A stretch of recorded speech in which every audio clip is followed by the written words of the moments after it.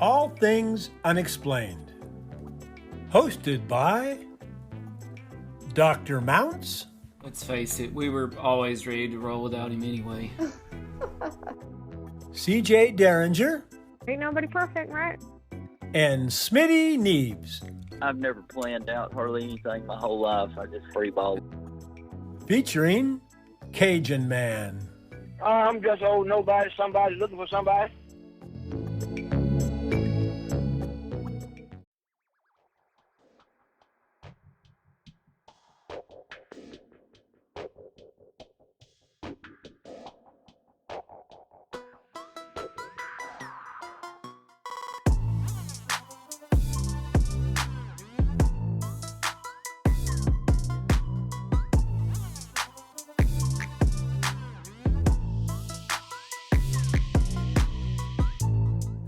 All right, welcome everybody to the first Knapp conference on cryptozoology, brought to you by Corn WingCon. I'm so excited to be here.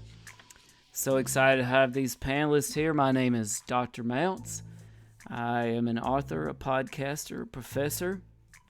I'd like to tell everybody what our objective is here tonight with the first Knapp conference on cryptozoology. Our objective is this: from television shows to festivals to books and everywhere in between, cryptozoology has never been a more popular cultural phenomenon than right now. Our objective with this first Knapp conference on cryptozoology is to address outstanding, preeminent, open questions in the emerging scientific field of cryptozoology. I'd like to ask our listeners to be thinking about something and start commenting here.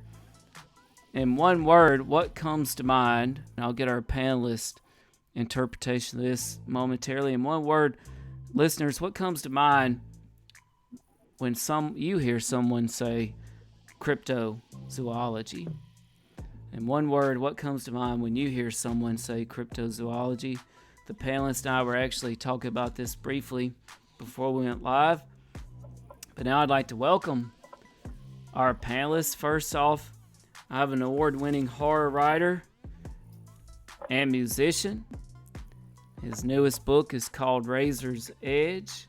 It is an origin story of one Freddy Krueger. I believe I've got that right. He's also the author of Fathom, a Loch Ness Monster story.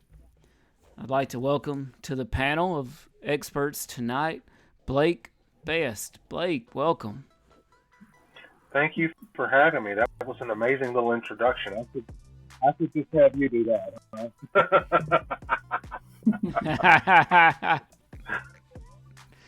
Well, did I get that right about Razor's Edge? Is that a Freddy Krueger origin story?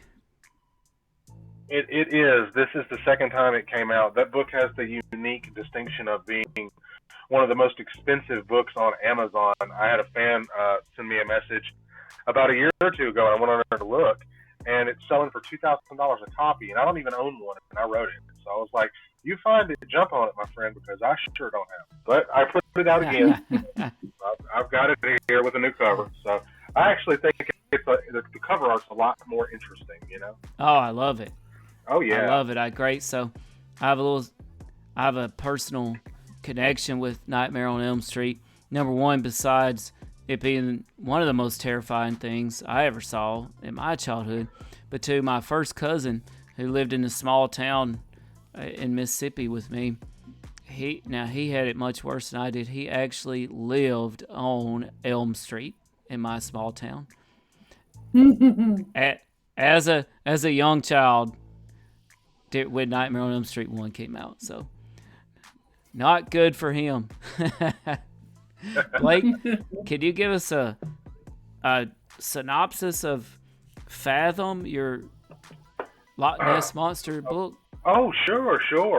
First, I've got the book here. This is not a shameless plug, I swear. I just thought I would just... I like it, though. Oh, I do too, and it's the same artist that designed the cover for Razor's Edge. So I'm like, I think I'm just going to hang on to him, you know. So So Fathom is a fictional book, and it's a horror novel. So the Loch Ness Monster itself is more of a horror-based figure in this book. So the book centers around Jack Warner. He's a cryptozoologist.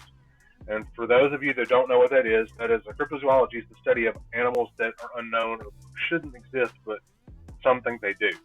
So it's like Dr. Mount said, it's slowly reemerging to the forefront as a part of culture, and it's become something a lot of people are studying again. So Jack Warner's a cryptozoologist, and he's the writer and keeper of the Loch, which is a book that he wrote on the Loch Ness Monster. So he's offered a job by a paranormal investigator named Chris McDonald. So he's going back to the lake, and he wants to spend, money's no option. He wants to spend everything he can to prove definitively that there is a creature in Loch Ness and it's of unknown origin. So he's touted this investigation as the end-all, be-all. This is the investigation of all investigations, and that's why he's always specific and about the money not being an issue. So Jack finds himself in the Loch, on this expedition, but is he going to be ready for what he finds? Are any of them going to be ready? And that's an important question, because once you read the book, you'll find out exactly what the Loch Ness Monster is and whether or not they're ready for it or not. Oh, yeah, it sounds amazing. I can't wait to check it out. I have been to Loch Ness and Inverness. It is an incredible place, an incredible creature, and an amazing legend. Thanks, Blake. So I'd also like to welcome our next panelist to the show. This young lady is also an award-winning author, columnist, and speaker. She is the author of the Bigfoot Lives in Idaho series. Some amazing things about her. She has 10 children, 9 grandchildren, an assortment of chickens and cats, and she much prefers to live life outside. Please welcome none other than Becky Cook Armstrong. Welcome, Becky. And honestly, I don't know which of those facts is the most impressive. You forgot to mention how tall I am. I did not mention that. So Becky is a wondrous woman. Why don't you tell everybody exactly how tall you are, Becky? So I am 6'6", and that puts me in the top 100 women for the United States and the top 200 people for the world. Top 200 women for the world. And of course, I'll probably get passed up by the younger generation as they feed them more and stretch them more, feed them more vegetables, whatever. But it puts me in the same, the same market as the Bigfoot. You can't find shoes very easily. So, Becky and I have talked before, and it did come up about the feet because our talk was on specifically Bigfoot and Bigfoot living in Idaho. And we never did ask exactly what your shoe size is, Becky, but I kind of feel inclined to now. I wear size 14 in women's, if you can find them. Holy cow. That's amazing. What word comes to your mind when you hear someone say cryptozoology? That, I feel like that's like the catch-all terminology for everything that's unexplained that people see and experience. I would even say like things like fairies. You could put fairies in that terminology, just because people don't know what they're looking at or experiencing when they see them. But the dragons Right. and the griffins and the Loch Ness, that all makes for interest. Oh, for sure. And Blake, some of what she said crossed over into mythology. Blake, do you see a blend in mythology and cryptozoology? Do these things cross over?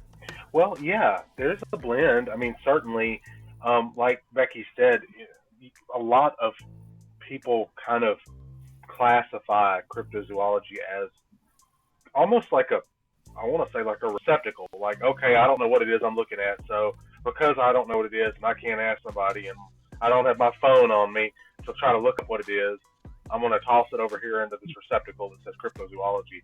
But honestly, it is the mythology part of it. To me, is the exciting. It's the exciting part. It's the basis for whatever it is you're talking about, like the basis for Bigfoot or the abominable snowman or the Yeti or the Pangbachi hand or any of the stuff like that. It's all rooted in reality somewhere, even if it's just a tiny bit. But it becomes almost mythological and legendary as the stories are passed down from generation to generation. Oftentimes, it's used as something to bring people together.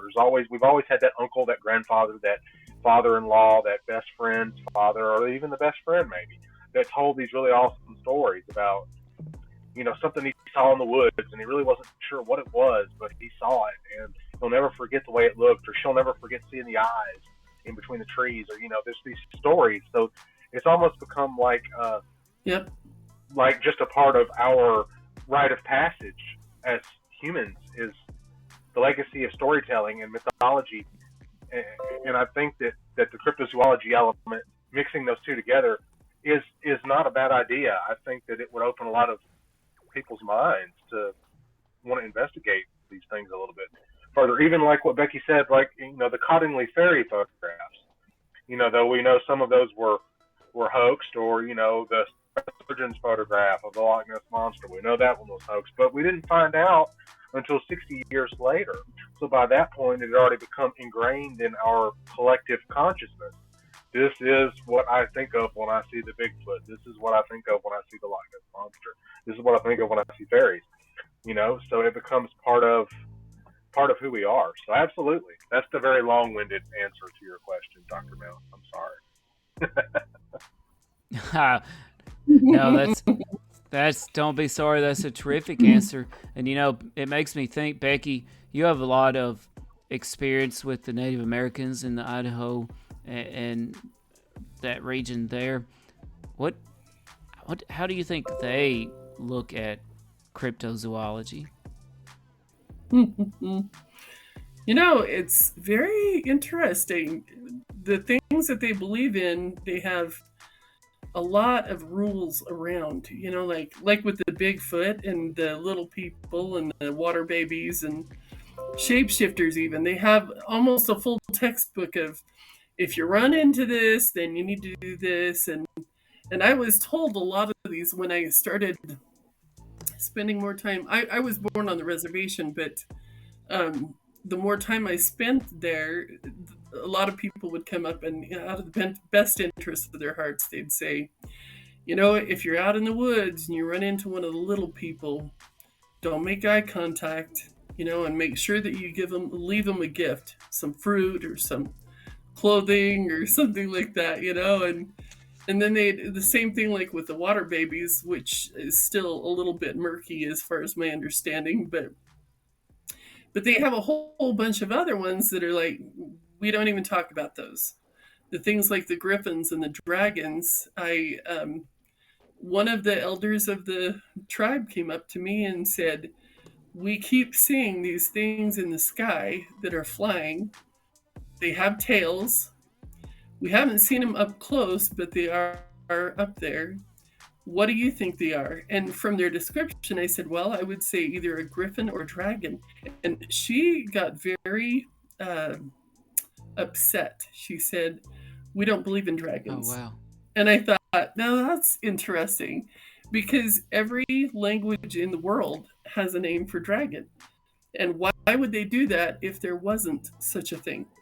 I mean, why would you come up with a name and just say, oh, we're randomly going to assign this to whatever? Right. So that just was really kind of odd to me. But they are very helpful, and it's been very interesting hearing their take on the Bigfoot. That's kind of my specialty in the stories that I collect. Right, sure. And Blake, in your research for Fathom and of the Loch Ness Monster and the loch itself and the area, did you come up with any surprising information in your research for that? Oh, for sure. There's lots of interesting things. For one, the depth of the lake always changes. It doesn't matter when you do it. And it's Oh, odd because the lake itself is 24 miles long, 1 mile wide, and the official recorded depth for it is 750 feet deep. But in the late 1980s, right before they had the Discovery Channel special Loch Ness Discovered, they found a portion of the lake near Urquhart Castle that dropped another 100 feet. So that's pretty substantial, because it's like, if one were to approach it the way that I thought of Fathom, it's like, what if whatever it is in the loch, whether you believe it's a plesiosaur, whether you believe it's a spledon or a sturgeon or a chronosaurus, basilosaurus, ichthyosaurus, whatever you believe it is, what if it has the ability to manipulate our existence, our existential plane? What if it can change what we know about the laws of physics for that area? And what if it can manipulate it? So what if we really don't know how deep Loch Ness is? I mean, I've heard 750. They found a 100-foot drop off. I've heard it's 950, depending on where the dropout point from River Ness is, and near Glen Burnie and over in that area. So it's weird. And St. Columba actually is the first recorded sighting. There was a book written about his life when he came to spread Christianity over there to what he classified as pagans, that they found upon arrival a group of the native people, or native to the area, carrying a body out of Loch Ness. And he asked what had happened, and they replied that the man was swimming and a great beast rose from the depth and bit him and killed him. So he actually brought one of his followers over to the loch and put them in there and said, swim. And upon this follower swimming in there and causing a disturbance on the surface, whatever the creature was, it came up again. And St. Columba saw it, and he formed the sign of a cross and said, I demand that you depart in the name of God. This is the Holy Land. I'm a holy man, and you don't belong here. And apparently the legend and the mythology is, upon hearing the saint's voice and seeing the sign of the cross, the creature drew back and sank out of sight, as almost as if it were repelled away by religion, by the spiritual beliefs of this monk, this St. Columba. So that was the first recorded sighting in history of what was deemed later on in 1933 to be the Loch Ness Monster, because it didn't get that name until the 1930s. They honestly, pardon my French, they didn't really know what the hell it was. They thought it was just some kind of water creature, like maybe a manatee or a sturgeon or just a fish. And there's one report that they said it was a frog, and I beg to differ on that. I've never seen a 30-foot frog before. I'm open-minded. I'm very open-minded, but I've never seen a 30-foot frog. So I honestly don't know.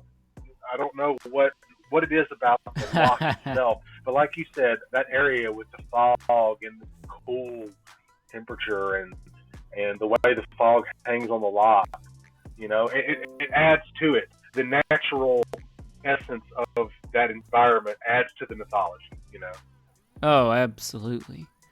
Absolutely. And, it's one thing I wanted to ask both of you and get y'all's thoughts on, is that in terms of a field of scientific study, cryptozoology seems to be wrapped in the mysterious, of course, and the paranormal. It seems almost inescapable. Well, do you, as opposed to other fields of study, such as, let's just say, physics, where they don't really seem to take into account things like religion or the paranormal, even though a great deal of physics is incredibly spooky. Just ask Einstein. Do Blake and Becky, I'll let you address this first. Do you think we can separate the paranormal and the scientific study of cryptozoology, or are these two things just inexorably linked with each other?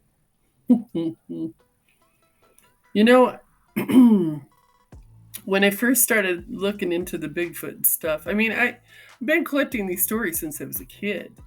But when I really got into earnest about collecting them for a book, it was interesting how people were very divisive and said, there's two different fields of study as far as they're concerned. There's the spiritualists who often have seen the Bigfoot, have experienced them, have had interactions with them, and may have even talked to them. And then there's the scientific world that wants proof. They want a body, they want the hair, they want the fecal samples or whatever. It's Right. very interesting to me that there's not really a middle ground there, because I've seen the Bigfoot and I know they exist. I've seen them multiple times. And you're not going to convince me that that's not what I saw, because I know what I saw. And so I've had people say, "Oh yeah, you're lying," and I just think, you know what? I don't lie. And if I was to tell you that it was, a bear on its rear feet or whatever, I would be lying. Can't live with myself if I lie. But it's just really interesting to me that the scientific people don't often meet in the middle with the spiritualists. Because I would think, if you opened your mind and actually said, okay, so maybe there's some plausible information that they can share with me. How about I set my scientific views aside and spend some time in their world and try and understand what they're seeing and experiencing? Maybe it would enlighten me in a different manner, And I don't see that happening real much. People are either one way or another, it seems, and so I'll listen to the scientific guys, and they're in there. To me, it seems like there's even a big division, because there's people who will draw conclusions and call them scientific theories, and they're just a bunch of beasts. Oh, sorry, shouldn't say that on there, I guess. They make up stories to fit a plausible explanation, and I look at it, I just think, wow, that is just nuts. But it's in the scientific Right. world, and they're going to throw out a bunch of stuff, and maybe the mud will hit the wall and stick, and maybe it won't. Until somebody proves it, Right. it's all up in the air. And Blake, I bet you've seen that with the Loch Ness monster too. So paranormal and cryptozoology, Blake, can we separate these two things, or are they tied together? I don't think necessarily they're tied together. I know that depending on who you talk to, a lot of people view these sightings of these creatures, they can view them almost as an experience of the paranormal, or even almost as a religious experience for a lot of people, depending on who you talk to. But there's no denying, and I agree with wholeheartedly on the point that she made about there's such a divisiveness between, you've got the group that believe and the group that doesn't. We're not going to believe until you show us the body. We're not going to believe till we have DNA. That's the thing, we already do. People don't want to think about it, but if you go back to 1938, there was a group of fishermen out in the Indian Ocean just fishing for a catch, trying to make ends meet with their families and to hold a job down and to have, a means to an end, and they netted a strange-looking fish over 6 foot long with spikes and teeth. They'd never seen anything like that. So, of course, naturally, they kept it and sent it off to the Smithsonian, and so that it could be looked at. And it turns out that the creature they found was a coelacanth, which was supposed to have been extinct almost 80 million years prior to 1938. So I always say, if that case can happen, then there is a plausible possibility that these other creatures can exist. I have always believed that there is more to this world than we understand, and no one person can understand everything. Mm. And I think that these creatures, whether they pop out of the water next to your boat, or whether you pass them in the forest, or you see one crossing the street, they're there for multiple reasons. And one of the reasons that they're there is to say, hey, it's not y'all, it's not just you all. There is to life and to the world within your, microcosm here of what's in front of you and what goes on in the news and what's this, politics, that, religion, whatever. There to that. Sometimes it's okay to just say, wow, I've never seen anything like that before. That's amazing. That is something that I think that I want to see again, or that's something that has shaken my belief to the core. I was a skeptic. I'm a believer, and I guess that's the reason that I was such a fan of the X-Files, because you had David Duchovny's character, Fox Mulder, who was an extreme believer. Oh, yeah. And then you had Gillian Anderson's character, Dana Scully, who was an extreme skeptic. And finally, right about season 6 and 7, it started to turn. Mulder became a little bit more of a skeptic when it came to the belief in aliens for a time. Then he went back to being a believer, and then Scully became a believer, and essentially she stayed a believer ever since then. So I think that it's okay to question things, but it's not okay to say, well, it's not possible. It is. In 1938, they netted a 6-foot coelacanth. I'm 6'4", so that coelacanth, that fish was almost as big as I am. And I certainly wouldn't want to be swimming around with it in the ocean, especially with spikes and teeth. So it is very, very real to me. I've seen the fossils. I've seen the pictures of what they caught. And we had we had it. They had a living, breathing fossil, a living, breathing cryptozoological phenomenon. And people forget about that.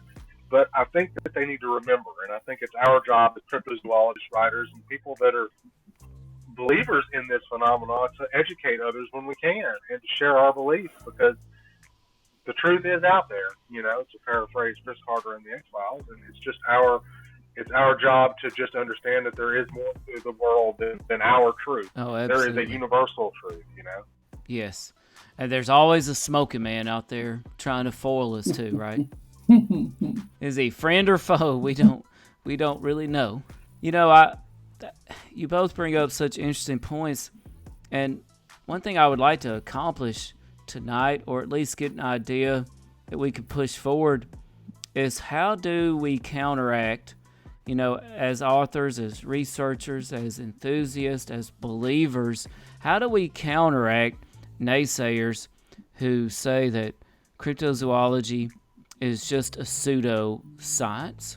We hear that term tossed around quite a bit in this field, pseudoscience. How do we counteract or respond to naysayers? What should we do there? Becky, what are your thoughts there? I know you brought this up earlier.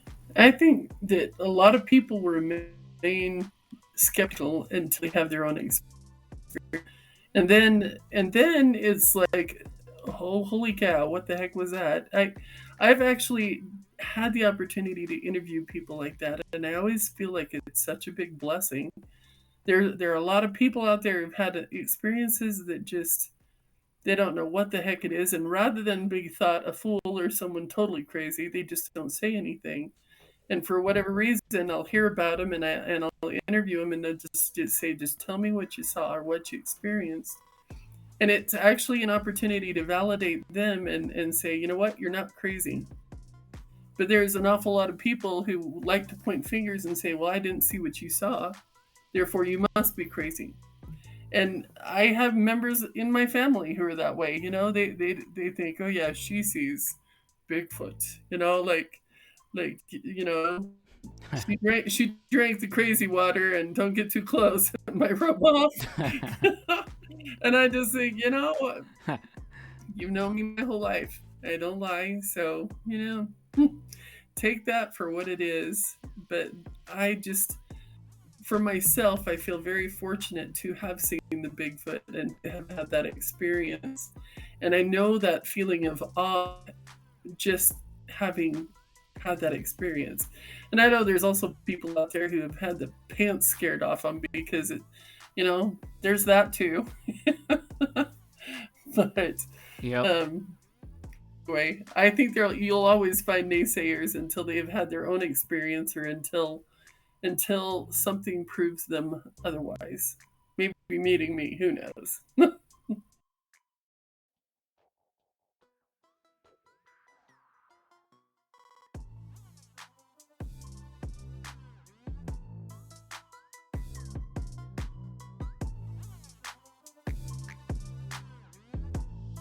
Blake, how do you think we should best respond to naysayers?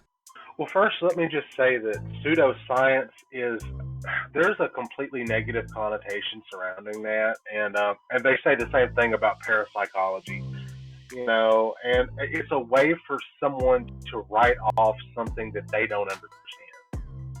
And I think that is a problem that we as enthusiasts, writers, believers, people that do this for a living, this is something that we see every day in some form or fashion, in some measure, whether small or large. I mean, we see, oh well, that's the guy that writes about the dinosaurs that live in the water. That's Blake. That's Mr. Freddy Krueger over there. Don't go over there and talk to him, or go over there and talk to him. He's a certifiable lunatic, but you'll have a good time. What it is I think that, and I feel like Becky, feels. I think she really articulated it and made a great point, that until some of these people have an experience of their own, they're going to always feel like what we do is something that is to be poked fun at or farcical, not something that should be taken legitimately seriously. But that's not true, because as I said earlier, and I'm sure you both know it well, the coelacanth is just one example. That was it's a cryptozoological mystery that was proven to have existed. It was alive, very much alive, way after it was supposed to not be alive anymore. So that itself is proof positive that things like that can exist. If it can happen once, it can happen again. And I hear the argument over and over again about the Marianas Trench. Everybody always talks about, well, this, that, and the other, and it's one day. No, we're never going to be able to completely explore every inch of these oceans. We're never going to. The law of physics is against it. I mean, we didn't even find the Titanic until 1985, and the pressure where the Titanic lies in the ocean is 2.5 miles down, and it's 6,000 pounds of pressure per square inch. Unless you're in a submersible or Superman, you're not there. To see it. So technology is limited, but our imagination isn't. And I think that once we keep the belief alive that there's a possibility, cryptozoology will always maintain a place in our lives and in our society, because pop culture, like I said, with the X-Files, with other shows like Forever Night, it goes on and on. There's all these other shows, culture that keep the idea of national, keep the idea that our science only goes far. There comes a point where science and what you see with guys, they don't mix together, because logically you're not supposed to go in wood and see a Bigfoot. Logically, you're not doing. They're not recognized as being an actual, to some people, but to us, they are very much recognized, because with our own eyes, and we've heard them with our own ears, and we know people that have seen them, and we know people that have seen the lake monsters and seen alien mad gassers and the Beast of Exmoor and the Jersey Devil and the worm. I mean, it goes on and on. The world is full of these mysteries, and I think that what we do should not be taken as being farcical. So no naysayer. If you've seen it, they've seen it, or even in this. Well, I went to the the store, $100 in groceries. Yeah, well, I went and bought 500. There's always got to be that one ups another person. We're so focused on that we lose the beauty in what goes on around us. We're too busy arguing with each other to see the monster in Lake Champlain put its head up out of the water and spit water at it. Distracted to see the Bigfoot jumping out from behind the trees. We're too distracted to look up in the sky and see the unidentified flying objects. We're just by other things. And I think as long as we stay distracted as a collective whole, there's not going to be a wide belief in it. But there are those few of us that keep our eyes on the water, our eyes in the woods, and our eyes at the stars.